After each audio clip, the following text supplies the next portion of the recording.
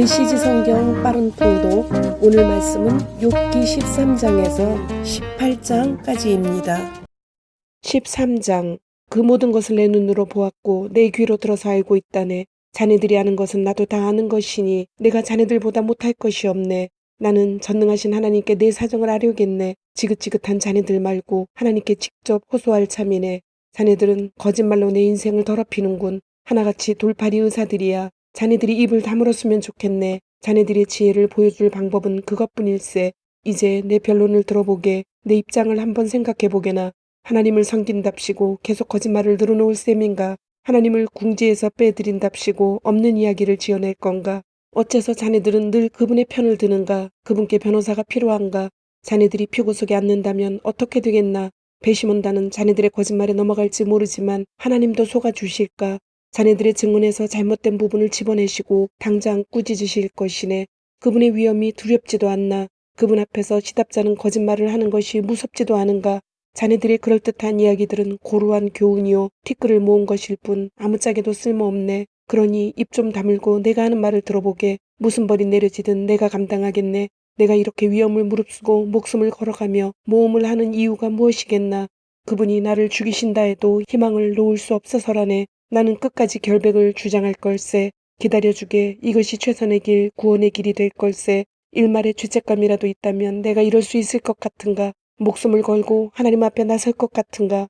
내 말에 주의를 기울이고 두 귀로 잘 들어보게. 이제 내 변호를 마쳤으니 나는 무죄로 풀려날 것을 확신하네. 나의 혐의를 입증할 사람이 있을까. 난 할 말을 다 했네. 내 변론은 여기까지네. 욥의 기도. 하나님, 나에게 두 가지 청이 있으니 제발 들어주십시오. 그러면 주께서 나를 귀히 여기심을 알겠습니다. 우선 고통을 거두어 주십시오. 그 두려움이 내가 감당치 못할 만큼 큽니다. 그리고 하나님께서 내게 직접 말씀해 주십시오. 그러면 내가 응답하겠습니다. 아니면 내가 먼저 아뢰게 해주시고 주께서 응답해 주십시오. 나의 죄목이 몇 가지나 됩니까? 목록을 보여주십시오. 얼마나 심각합니까? 주께서는 왜 숨어 계십니까? 왜 아무 말씀이 없으십니까? 어찌하여 나를 원수 취급하십니까? 어찌하여 나를 낡은 깡통처럼 걷어차십니까? 어찌하여 죽은 말에 채찍질을 하십니까? 주께서는 내가 저지른 사소한 잘못들의 목록을 길게 작성하시고 내가 어린 시절 지은 죄까지 책임을 물으십니다. 두 다리를 묶고 꼼짝 못하게 하십니다. 일거수일투족을 감시하고 위험인물로 낙인을 찍으십니다.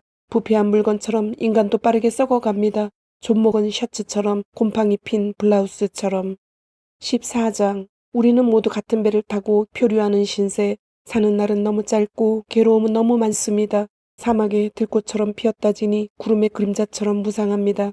어찌하여 이렇듯 보잘것없는 존재에게 시간을 들이시며 나를 법정으로 끌고 가는 수고를 하십니까? 애초부터 별 볼 일 없던 우리에게 어찌하여 특별한 것을 기대하십니까? 인간의 수명은 정해져 있습니다. 우리가 얼마나 오래 살지 주께서 이미 정해놓으셨고 주께서 정하신 경계는 누구도 넘을 수 없습니다. 그러니 우리를 너그럽게 대해 주십시오. 좀 봐주십시오. 막일하는 노동자들도 쉬는 날이 있지 않습니까? 한 그루 나무에도 희망은 있습니다. 그것을 베어내도 여전히 기회가 있으니 뿌리에서 다시 새싹이 돋아납니다. 그 뿌리가 오래되어 뒤틀려도 그루터기가 오랫동안 죽은 듯 그대로 있어도 물기를 조금이라도 받으면 소생하여 묘목처럼 우물 틔우고 자라납니다. 그런데 사람은 어떻습니까? 죽으면 살아날 희망이 없습니다. 마지막 숨을 거두면 그것으로 끝입니다. 바싹 말라 물이 있던 흔적만 남은 호수와 강처럼 인간은 쓰러지면 다시 일어나지 못하고 다시 깨어나지 못합니다. 차라리 나를 산채로 묻으시고 주님의 진노가 식을 때까지 주님의 눈에서 벗어나 숨어있게 해주십시오. 그러나 나를 그 상태로 버려두지는 말아 주십시오. 날짜를 정하시고 때가 되면 나를 다시 찾아 주십시오. 우리가 죽으면 다시 살겠습니까? 나는 이것을 여쭙고 싶습니다. 이 힘겨운 시기 내내 나는 희망을 놓지 않고 최후의 변화를 기다립니다. 부활을 고대합니다. 손수 지으신 피조물을 애타게 그리워하셔서 주께서 부르시면 내가 응답하겠습니다. 주께서 내 모든 발걸음을 지켜보시지만 내 잘못을 추궁하지는 않으실 것입니다. 내 죄를 자루에 담아 대양 깊숙한 곳에 던져버리실 것입니다. 그러나 산이 닳아 없어지고 바위가 부서지고 돌멩이가 매끈매끈해지고 토양이 침식하기에 이르도록 주께서는 우리의 희망을 가차없이 짓밟으십니다. 주님은 우리가 어찌해 볼 수 없는 분, 최종 결정권은 늘 주께 있습니다. 그것이 마음에 들지 않아 우리는 싫은 기색을 하지만 주께서는 막무가내로 우리를 멀리 쫓아보내십니다. 자녀들이 잘 되어도 우리는 그것을 알지 못할 테고 그들이 잘못되어도 마음 아파할 수 없습니다. 우리가 아는 것은 우리 자신의 몸과 영혼뿐 그것으로 한평생 아파하고 슬퍼합니다. 15장 엘리바스의 두 번째 충고. 대만 사람 엘리바스가 다시 말했다. 자네가 정말 지혜로운 사람이라면 그렇게 수다쟁이처럼 헛된 말만 늘어놓겠는가? 한창 진지한 주장을 펼치는데 헛소리나 늘어놓고 쓸데없는 말을 짓거리겠는가? 자네 꼴 좀 보게. 자네는 종교를 하찮게 여기고 영적 대화를 공허한 험담으로 바꿔놓고 있네. 자네가 그렇게 말하는 이유는 바로 죄 때문이네. 자네는 사기꾼이 되기로 작정했군. 자네의 말로 스스로 유죄임이 드러나지 않았는가? 내가 한 말 때문이 아니야. 자네 스스로 자네를 정죄했어. 이런 일을 당한 사람이 자네가 처음인가? 자네가 저 산들만큼이나 오래 살기라도 했나? 하나님이 이 모든 일을 계획하실 때 엿듣기라도 했나? 자네 혼자만 똑똑한 줄 아나? 우리는 모르고 자네만 아는 게 무엇인가? 우리에게 없는 식견을 자네가 갖추고 있는가? 백발의 노인들이 우리를 지지한다네. 자네보다 훨씬 오랫동안 세상을 경험한 분들이지. 온화하고 부드럽게 들려주시는 하나님의 약속이 자네에게는 충분치 않은가? 제 감정에 휘둘려 비난을 일삼고 분통을 터뜨리고 온 힘을 다해 하나님께 대항하며 말도 안 되는 소리를 토해내다니 도대체 어찌된 일인가? 한낱 인간이 하나님 앞에서 결백할 수 있는가? 여인에게서 태어난 자가 온전할 수 있을 것 같은가? 하나님은 그분의 거룩한 천사들도 신뢰하지 않으시고 하늘의 흠까지 잡아내시는데 악을 물 마시듯 하는 냄새나고 더러운 우리 인간들이야 오죽하겠는가? 자네에게 할 말이 있으니 좀 들어보게. 내 생각을 말해주겠네. 이것은 내가 지혜로운 사람들에게 배운 것이고 지혜로운 사람들은 그것을 조상들에게서 배워 후대에 충실히 전수했지. 그 조상들이 살던 먼 옛날 그들은 이 땅을 독차지했네. 하나님의 법규를 따르지 않고 제멋대로 사는 자들이 기대할 수 있는 것은 괴로움 뿐이고 오래 살수록 사정은 더 나빠진다네. 작은 소리에도 겁에 질리고 원하는 것을 가졌다고 생각하는 순간 재앙이 닥친다네. 그들은 삶이 점점 더 나아질 거라는 희망을 포기하게 되지. 그들의 이름은 늘 상황이 가장 안 좋게 풀리는 사람들 명단에 들어있다네. 다음 끼니를 어떻게 때울지 모른 채 여기저기 헤매고 다니니 그들에게는 하루하루가 심판의 날이라네. 그들은 끝없는 공포 속에 살며 끊임없이 궁지에 몰리지. 하나님께 주먹을 휘두르고 전능하신 하나님께 정면으로 대들며 사사건건 따지고 들다가 늘 수세에 몰리기 때문이라네. 설령 그들이 건강에 화시는 것처럼 말쑥하고 튼튼하게 혈기왕성해 보여도 결국에는 유령 도시에 살면서 개도 거들떠보지 않을 헛간과 삐걱대는 오두막에서 묵을 신자라네. 출세 한번 못해보고 변변한 존재도 되어보지 못하지. 그러다 죽지. 그들이 죽음을 모면할 거라고 어림없는 소리. 그들은 하나님의 입김 한 번에 쓰러져 말라 비틀어질 잡초라네. 여기에 교훈이 있네. 거짓에 투자하는 자는 거짓을 이자로 받고 만기일 전에 투자한 것을 다 회수한단 말일세. 대단한 투자 아닌가. 그들은 익기도 전에 설이 맞아 떨어진 과일, 활짝 꽃 피우기도 전에 잘린 꽃봉오리처럼 될 걸세. 하나님을 두려워하지 않는 자들은 열매를 만들지 못하는 척박한 땅과 같네. 뇌물 위에 세운 인생은 연기처럼 사라져버리지. 그들은 죄와 동침하여 악을 낳으니 그들의 삶은 속임수를 생산하는 자궁이라네. 16장 욥의 대답. 그러자 욥이 스스로를 변호했다. 자네들 말은 이제 물릴 만큼 들었네. 그것도 위로라고 하는 건가? 그 장황한 연설은 끝도 없는가? 무슨 문제가 있기에 그렇게 계속 짓거리는가? 자네들이 내 처지라면 나도 자네들처럼 말할 수 있겠지. 끔찍한 장강설을 끌어모아 지겹도록 들려줄 수 있을 걸세. 하지만 난 절대로 그렇게 하지 않을 거야. 격려하고 위로하고 안심시키는 말을 할 걸세. 복장 터지게 하는 말이 아니라. 큰 소리로 말해도 기분이 나아지지 않고 입을 다물고 있어도 도움이 안 됩니다. 나는 완전히 꺾였습니다.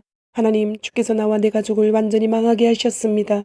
나를 말린 자두처럼 오그라들게 하시고 주께서 나를 대적하심을 세상에 알리셨습니다. 거울에 비친 수척한 얼굴이 나를 노려보며 주께서 나를 어찌 대하시는지 말없이 증언합니다. 주님의 진노가 나를 노리고 주님의 이가 나를 갈갈이 찢으며 주님의 눈이 뚫어져라 나를 노려봅니다. 하나님이 내 원수가 되시다니. 사람들이 나를 보고 놀라 벌린 입을 다물지 못합니다. 그들은 나를 경멸하여 마구 때리고 집단으로 공격합니다. 그런데 하나님은 가만히 서 계시면서 저들이 하는 대로 내버려 두시고 악인들이 저하고 싶은 대로 나를 함부로 대하도록 내버려 두십니다. 분수를 지키며 제 일을 감당하던 나를 하나님이 두들겨 패시고 멱살을 쥐어 내던지십니다. 주께서 나를 표적으로 삼으시고 궁수들을 모아 내게 화살을 쏘게 하십니다. 그들이 사정없이 쏜 화살이 내 몸에 잔뜩 박혔고 창자가 터져 쓰디쓴 담즙이 땅바닥에 쏟아집니다. 주께서 나에게 달려들어 맹공격을 퍼부으시고 성난 황소처럼 내게 돌진하십니다. 나는 수의를 지어 입고 흙먼지 바닥에 엎드렸습니다. 내 얼굴은 통곡으로 벌겋게 얼룩이 졌고 눈 밑에는 어두운 그림자가 보입니다. 그러나 나는 누구 한 사람 해친 적이 없고 내 기도는 진실합니다. 오 땅이여, 내가 받은 부당한 대우를 덮지 말아다오. 내 울음소리를 가리지 말아다오. 하늘에는 나의 진실을 아는 분이 틀림없이 계실 것이다. 지극히 높은 하늘에는 내 무죄를 밝혀줄 변호사가 계실 것이다. 내가 하나님 앞에서 눈이 퉁퉁 붓도록 우는 동안 그분은 나의 수호자, 나의 친구가 되어 주실 것이다. 이웃이 이웃의 편을 들듯 하나님 앞에서 사람을 대변해 줄 그분께 내가 호소할 것이다. 이제 몇 해만 지나면 나는 돌아오지 못할 길을 떠날 것이다. 17장. 내 마음은 부서졌고 내 수명은 다했으며 이미 파놓은 무덤이 나를 기다립니다. 나를 조롱하며 달려드는 저들의 모습이 보이십니까? 저들의 오만함을 내가 언제까지 참아야 합니까? 오 하나님, 나를 지지해 주시고 그것을 보증해 주십시오. 지지 의사를 문서로 작성하고 서명까지 해 주십시오. 그리해 주실 분은 주님뿐이십니다. 이 사람들은 아무짝에도 쓸모가 없습니다. 주께서는 저들이 얼마나 어리석은지 보셔서 하시니 저들의 뜻이 관철되도록 내버려 두진 않으시겠지요. 친구를 배신하는 자들은 학대받는 인생을 자녀에게 물려주게 될 것입니다. 하나님, 주께서 나를 동네의 이야깃거리로 삼으시는 탓에 사람들이 내 얼굴에 침을 뱉습니다. 하도 많이 울어 내 눈이 흐려지고 몸은 살가죽과 뼈만 남았습니다. 점잖은 사람들은 내 모습을 보고 그들의 눈을 의심합니다. 선량한 이들마저 하나같이 내가 하나님을 버렸다고 주장합니다. 그러나 지조 있는 사람은 인생의 방향을 분명히 하고 그 길을 꿋꿋이 갑니다.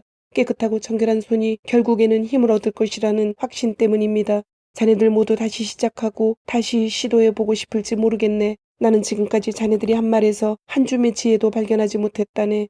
내 인생은 거의 끝났네. 내 모든 계획은 부서졌고 희망은 꺼져버렸어. 밤이 지나고 낮이 오리라는 희망, 새벽이 밝아올 것이라는 희망이 사라졌다네.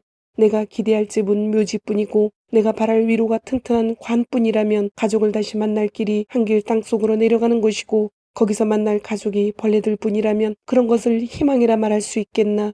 도대체 누가 그런 것에서 희망을 찾겠나. 아닐 것일세. 내가 희망과 함께 묻히는 날 자네들은 우리 둘의 합동장례식에 참석하게 될 걸세. 18장. 빌닷의 두 번째 충고. 수하사람 빌닷이 끼어들었다. 정말 지루하기 짝이 없는 말장난만 하고 있군. 정신 차리게 문제의 핵심을 봐야 하지 않나. 자네는 왜 친구들을 우둔한 짐승 취급하는가. 우리가 아무것도 모른다는 듯 깔보고 있군. 어찌 그리 흥분하는가. 세상이 자네 입맛에 맞게 다시 설계되기를 바라는가. 자네의 편의를 위해 현실이 멈추기라도 해야 하는가. 악한 자의 빛은 꺼진다. 이것이 세상의 원리네. 그 불꽃은 사그라지고 소멸한다네. 그들의 집은 어두워지고 그곳의 등불은 모두 꺼져버리지. 그들의 힘찬 발걸음은 약해져 비틀거리고 자기가 놓은 덫에 걸려든다네. 그들 모두 자신들의 형식주의에 얽매이고 발목이 붙잡히며 목에는 올가미가 씌워지지. 자신들이 숨겨놓은 밧줄에 걸려 넘어지고 제 손으로 판 구덩이에 빠진다네. 사방에서 공포가 엄습하면 그들은 허둥지둥 달아난다네. 배고픈 무덤이 잔뜩 벼르고 있지. 저녁 식사로 그들을 집어삼키고 먹음직한 요리로 차려내서 굶주린 죽음에게 한턱 내려고 말이야. 그들은 아늑한 집에서 붙잡혀 사형수의 감방으로 곧장 끌려간다네.